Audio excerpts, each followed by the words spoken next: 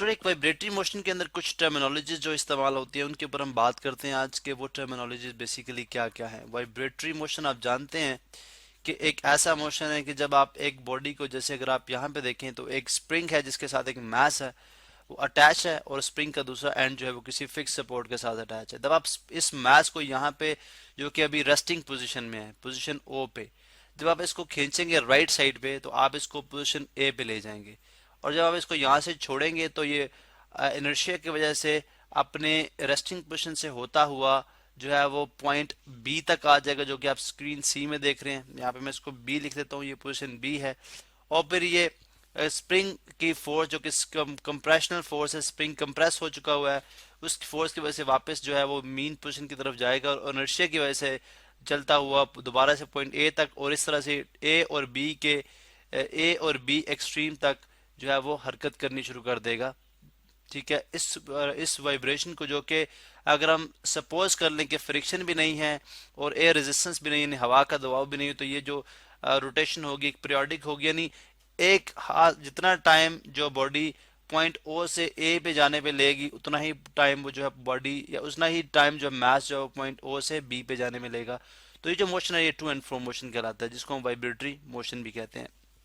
अब यहाँ पे हम देखते हैं कि हमने बात की थी जी डिस्प्लेसमेंट, यानी जब आप पॉइंट इस मास को पॉइंट ओ से आपने पुल किया और आप इसको पॉइंट ए तक लेके गए। यहाँ पे अगर आप देखें तो पॉइंट ए तक हम इसको ले आए। अब पॉइंट ए पे जो डिस्टेंस है ये जो है ये मैक्सिमम डिस्प्लेसमेंट है, बिकॉज यहाँ पे आपने इसको रिलीज किया था। अब इन बिटवीन अगर आप यहाँ पे कोई डिस्टेंस ले लें, यानी पॉइंट ओ से यहाँ पे डिस्टेंस ले लें, यहाँ पे डिस्टेंस ले लें, यहाँ पे डिस्टेंस ले लें, यहाँ पे डिस्टेंस ले लें, जो कि इन बिटवीन पॉइंट्स है, तो ओ से लेके यहाँ तक का डिस्टेंस जो है वो डिस्प्लेसमेंट होगी। यहाँ से लेके यहाँ तक डिस्टेंस ये भी डिस्प्लेसमेंट है, तो ये भी जो इसको चले जेड कह लें ये भी डिस्प्लेसमेंट है। तो इन शॉर्ट जो ओरिजिन आपकी रेस्टिंग पोजीशन से राइट साइड पे लेफ्ट साइड पे जिस पॉइंट पे भी ये और मास जो है वो मौजूद होगा, उस रेस्टिंग पॉइंट से लेके उस राइट साइड पे लेफ्ट साइड राइट साइड या लेफ्ट साइड पे जो पॉइंट होगा वो आपके पास कहलाएगा डिस्प्लेसमेंट। वो कहलाएगा जी आपके पास डिस्प्लेसमेंट। अब एक टर्म होती है एम्पलीट्यूड, वो क्या है? अब जो मैक्सिमम डिस्प्लेसमेंट एक साइड पे होता है, यानी अगर आप देखें तो अगर आप इस बॉडी को लेट सपोज आप मैक्सिमम आप इसको पॉइंट ए तक लेके आए, तो यहाँ से लेके ओ से लेके जो मैक्सिमम डिस्टेंस था जो पॉइंट ए इस मास ने राइट साइड पे कवर किया या लेफ्ट साइड पे करेगा जो कि पॉइंट बी है, ठीक है, ये जो मैक्सिमम डिस्टेंस होगा ये कहलाएगा आपके पास एम्पलीट्यूड। तो हम यूं कहते हैं जी मैक्सिमम, यहाँ पे मैं एम ए एक्स लिख रहा हूँ, बल्कि मैं लिखता हूँ डिस्प्लेसमेंट। डिस्प्लेसमेंट डिस्प्लेस में लिख रहा हूँ बिकॉज ये मैंने लिखा हुआ है।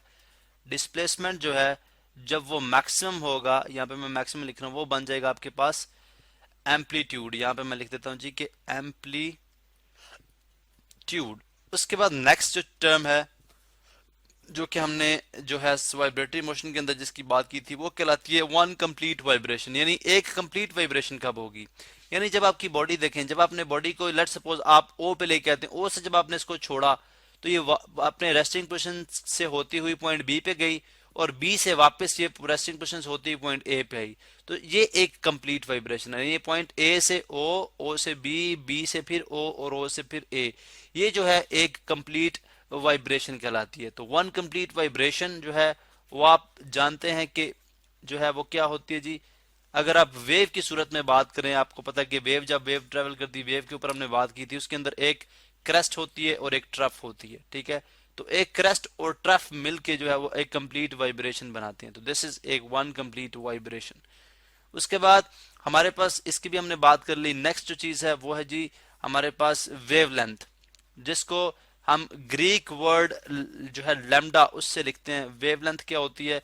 आप देखें, अगर आप इस वेव की बात करें, नहीं पॉइंट जब ये इस मास ने पॉइंट ए से ओ, ओ से बी, बी से ओ और दोबारा ओ से ए पे ट्रेवल किया, तो इसने एक तरह की एक क्रेस्ट और एक ट्रफ की सूरत में एक जो है वो आपके पास मैं यहाँ पे लिख देता हूँ जी क्रेस्ट, और ये है हमारे पास ट्रफ। ऊपर वाली जो है क्रेस्ट बोलते हैं उसको, और जो आपकी लाइन से नीचे होगी उसको हम ट्रफ बोलेंगे।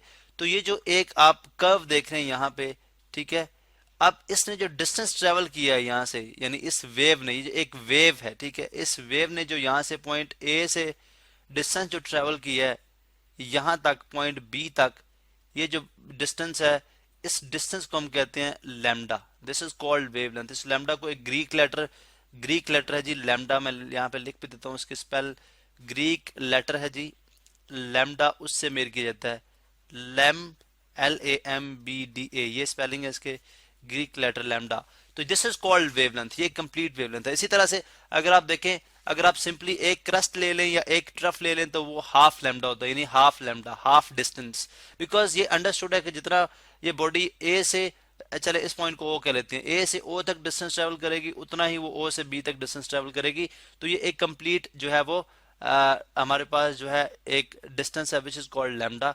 उसके बाद हम बात करते हैं जी टाइम पीरियड। अब आप देखें कि इस वेवलेंथ को यानी इस डिस्टेंस को ट्रेवल करने में कुछ टाइम लगा, यानी इस जब ये वेव स्टार्ट हुई पॉइंट ए से और ये पॉइंट बी तक पहुंची तो इसको कुछ टाइम लगा। वो टाइम जो एक कंप्लीट, जो एक वेवलेंथ ट्रेवल करने में जितना टाइम लगता है या एक कंप्लीट वाइब्रेशन में जितना टाइम लगता है, that time is called time period. तो हम यहाँ पे बात करते हैं जी कि टाइम पीरियड, अगर मैं यहाँ पे लिख दूं कि टाइम पीरियड क्या होता है, इसको हम कैपिटल टी से लिखते हैं। जो सिंपली आपको पता है फिजिक्स में वेलोसिटी के अंदर या टाइम, उसको हम स्मॉल टी से लिखते हैं, लेकिन जो टाइम पीरियड होता है उसको कैपिटल टी से लिखा जाता है। और टाइम पीरियड क्या होता है जी कि एक कंप्लीट वाइब्रेशन में, यानी time taken by one complete vibration, आप यहाँ पे मैं लिख भी देते हैं कि time taken by one complete vibration, one complete vibration, ठीक है, this is called time period. यानी अगर मैं यहाँ पे बात करूं जी कि एक वेवलेंथ है, चलो मैं यहाँ पे शो भी कराता हूँ, ये फर्ज करें ये एक वेवलेंथ है, मैं इसको यहाँ पे से शो करता हूँ जी। ये हमारे पास इसके मुताबिक हम क्रस्ट ट्रैफिक, ये आपके पास एक वेवलेंथ है यहाँ तक, ठीक है। इसने फर्ज करें जी यहाँ से लेके यहाँ तक ट्रेवल करने में 2 सेकंड लिए हैं, कितने जी 2 सेकंड। अब फिर एक और चीज आ जाएगी कि व्हाट इज फ्रीक्वेंसी, एक और चीज है जिसको हम कहते हैं जी फ्रीक्वेंसी। अब जब आप फ्रीक्वेंसी की बात करते हैं तो फ्रीक्वेंसी होती है जी 1 सेकंड के अंदर कितनी वाइब्रेशंस कंप्लीट की हैं। तो अगर एक इसका टाइम पीरियड 2 सेकंड है तो इसका मतलब है एक, अगर 2 सेकंड के अंदर एक कंप्लीट वाइब्रेशन हुई है तो इसका मतलब है कि 1 सेकंड के अंदर हाफ वाइब्रेशन हुई है। तो फ्रीक्वेंसी हम यूं कह सकते हैं कि जो रेसिप्रोकल ऑफ टाइम पीरियड होता है, यानी 1 आवर टी होगा। यानी अगर आप इस केस में देखें तो आपको ऑटोमेटिकली आंसर मिल जाएगा। अगर आप टाइम जो है वो 2 सेकंड यहाँ पे इंसर्ट कर दें टाइम की जगह, तो 1 आवर 2 सेकंड जो है वो 21 के इक्वल हो जाएगा। फ्रीक्वेंसी को स्मॉल एफ से डिनोट किया जाता है, तो फ्रीक्वेंसी आपके पास आ जाएगी जी 1/2 कितना होता है 0.5। और जो पर सेकंड है, यानी अगर सेकंड देखें तो ये ऊपर जाके क्या हो जाएगा -1 सेकंड। आप जानते हैं जो आपने इस यहाँ पे इसकी एक्सपोनेंट +1 है, ऊपर जाके -1 हो जाएगी। आपने लॉज ऑफ एक्सपोनेंट पढ़े हैं मैथ्स के अंदर, तो यहाँ पे आ जाएगा जी 0.5 सेकंड। अभी जो पर सेकंड है इसको हम बोलते हैं हर्ट्ज, इसका एक नेम है जिसको प्रॉपर यूनिट बोलेंगे जी 0.5 हर्ट्ज। इसका मतलब है अगर एक बॉडी जो है उसकी फ्रीक्वेंसी 0.5 हर्ट्ज है तो इसका मतलब है कि 1 सेकंड के अंदर वो हाफ वेवलेंथ, हाफ जो है वाइब्रेशन कंप्लीट करती है। अगर एक बॉडी है उसने उसका टाइम पीरियड अगर 1 सेकंड है तो इसका मतलब उसकी फ्रीक्वेंसी भी 1 ही होगी, 1 हर्ट्ज ही होगी। अब यहाँ पे एक और इंटरेस्टिंग फिनोमेना जो है आप देख सकते हैं कि अगर हम इसकी वेलोसिटी देखें, नहीं अगर ये वेव लेंथ ट्रेवल कर रही है तो सॉरी, अगर ये जो वेव है यहाँ पे ट्रेवल कर रही है तो इस वेव की कुछ स्पीड है, ठीक है। अगर आपने वो स्पीड मालूम करनी है तो आप जानते हैं कि आपको पता है कि रिलेशन आपने पढ़ रखा है जो कि S = VT होता है, या वेलोसिटी जो है, ठीक है, ये जो स्पीड है वो किसके इक्वल होती है, डिस्टेंस ओवर टाइम। अब डिस्टेंस आपको पता है कि यहाँ से लेके यहाँ तक एक जो कंप्लीट वाइब्रेशन के दरमियान जो डिस्टेंस ट्रेवल किया जाता है उसको हम लैम्डा कहते हैं। तो V = बल्कि हम पहले सिंपली सा लिखते हैं, जो हम सिंपल इक्वेशन की फॉर्म में लिखते हैं, डिस्टेंस को ऐसे डिनोट किया जाता है और टाइम को टी से, तो V = डिस्टेंस बाय टाइम। लेकिन इन दिस केस वो बन जाएगा आपके पास, बिकॉज आप जानते हैं कि इस केस में हमारे पास जो डिस्टेंस है यानी S जो है वो लैम्डा के इक्वल है, एंड जो स्मॉल टी है यानी जो टाइम है वो टाइम पीरियड के इक्वल है, कैपिटल टी के इक्वल है। तो इस लिहाज से ये रिलेशन आपके पास बन जाएगा V is the speed of wave, V हो जाएगी जी S कितना है, S लैम्डा है और डिवाइडेड बाय टी। तो आप जानते हैं कि 1/t तो F के इक्वल है, तो यहाँ पे आप लिख सकते हैं जी कि this means V = lambda into 1/t और V आ जाएगा लैम्डा F। तो यहां से आपने देखा कि वेलोसिटी को आप इन टर्म्स ऑफ लैम्डा और फ्रीक्वेंसी भी मेजर कर सकते हैं।